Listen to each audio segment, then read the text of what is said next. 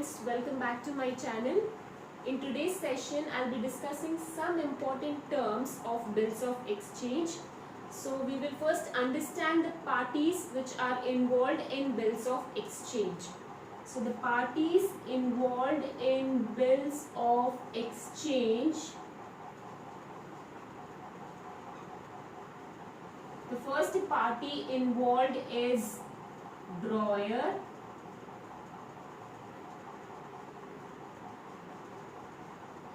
The second party involved is drawee. And the third party involved is payee. So there are three parties involved in bills of exchange. One is drawer, the other is drawee, and the third is payee. So the drawer is a one who makes the bill.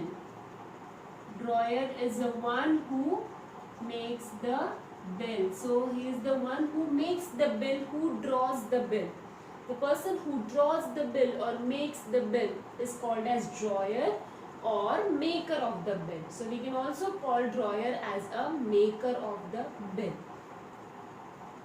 Or else who gives an order, who gives an order to pay certain sum of money.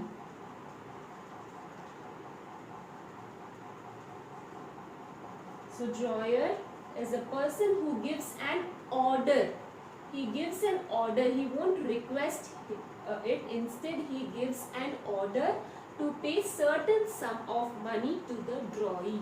So drawer who makes the bill, we can also call him as a maker of the bill, or else a person who gives an order to pay certain sum of money. The second party involved in bills of exchange is drawee. So drawee is who accepts the bill. So the bill is drawn by the drawer and accepted by the drawee. So we can also call him as acceptor of the bill.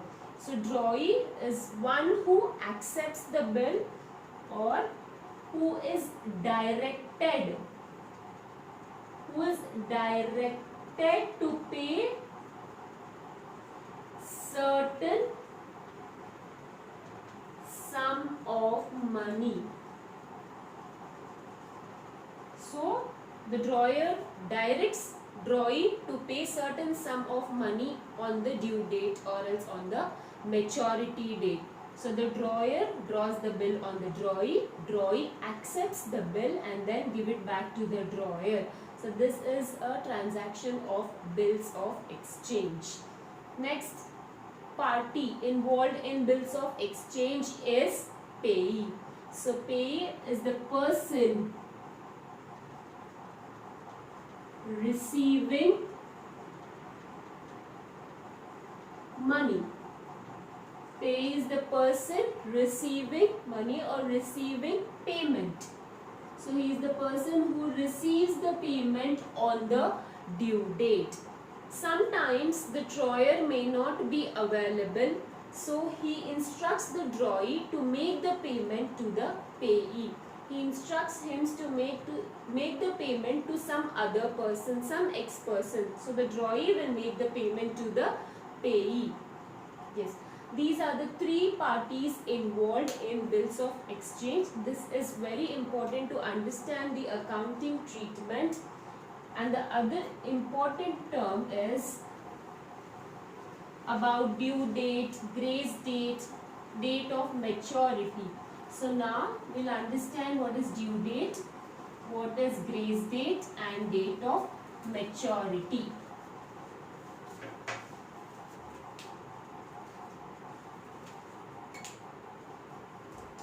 So the first point is due date. We'll understand it with the example. On the bill, it is written that the amount is paid after 3 months. So after 3 months, the amount is to be paid. example, the bill is drawn today, that is 1st of January, and the payment is to be made after 3 months. So after 3 months it comes to 1st of April, that is Jan to Feb, Feb to March, and March to April. So this is 3 months time. So from 1st January to 1st April, 3 months time is given. On 1st of April, the amount is to be paid by the drawee to the drawer. So the due date is 1st of April. To this due date, we add grace days. To this due date, we add grace days. So some extra days are given on the due date, that is 3 extra days, 3 grace days are given. So 3 grace days are given on the due date. As a custom, 3 grace days are given to the drawee to make payment. So including these 3 grace days, the date comes as 4th of April, and this 4th of April is nothing but date of maturity. So if we include this 3 grace days, the date comes as 4th of April, and the amount paid is to be paid on 4th of April, that is the date of maturity. To the due date, we will add 3 grace days, and if we add 3 grace days, we will get 4th April, and this 4th of April is the date of maturity. So this is some important terms related to bills of exchange. Thank you all. Thank you. Like and subscribe to my channel.